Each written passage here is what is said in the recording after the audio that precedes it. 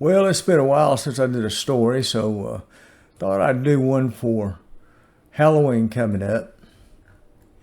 I call this the Hainting of 105 North Jackson Street, the Meridian Sun Lodge Building, Part 1. Back in the late 80s and early 90s, my partner, Dennis Thomas, and I owned Cornerstone Graphics in Athens, Tennessee. We were a specialty print shop doing higher-end screen printing and other graphic services. Our business was located on the first floor of the Meridian Sun Lodge, the second oldest Masonic lodge in that part of East Tennessee.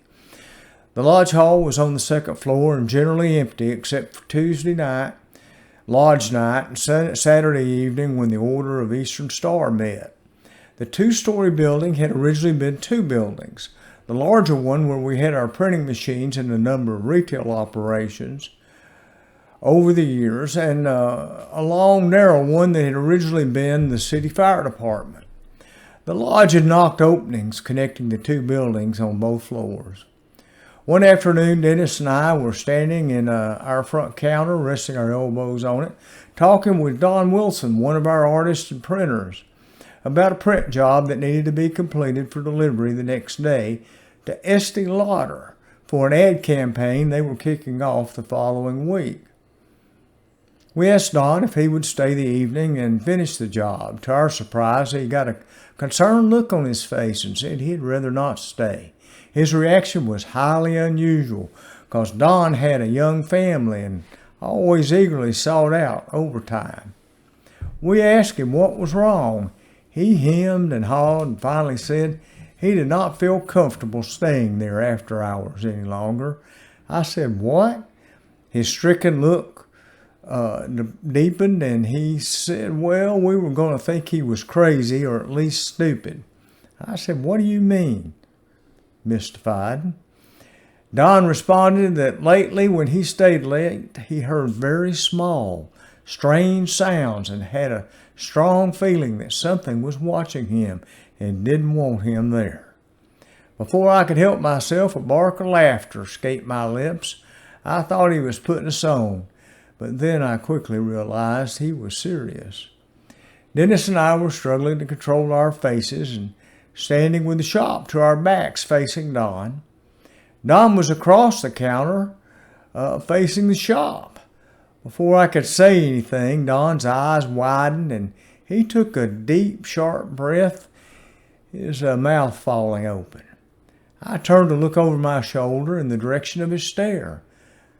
There, coming down under the upper floor door frame from the smaller firehouse side of the building were a half dozen helium-filled balloons left over from Dennis's daughter's birthday party the day before.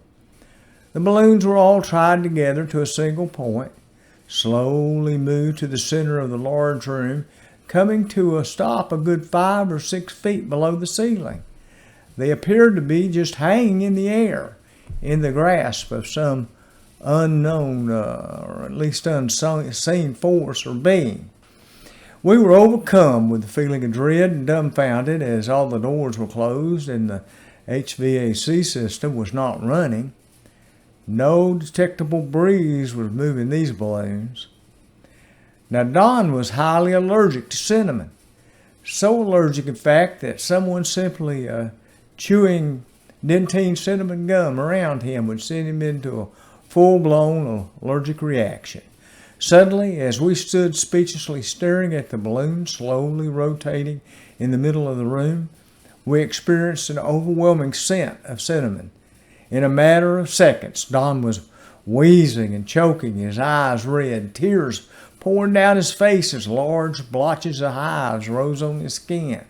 He immediately panicked, croaking that it was trying to kill him, and he ran out the front door into the street. We went after him and found him doubled over, gasping for air. He always had an EpiPen, and I ran inside to guide it for him. I called his wife, and she came to take him home after he recovered. After he left, Dennis and I walked back inside. To our utter surprise, the cinnamon odor had completely dissipated. The balloons were still in the room, but they were now resting against the ceiling. Whatever had held them suspended in the air had apparently released them. Dennis and I locked up, deciding that job could wait for one more day, and neither of us knew what to say. Thank you.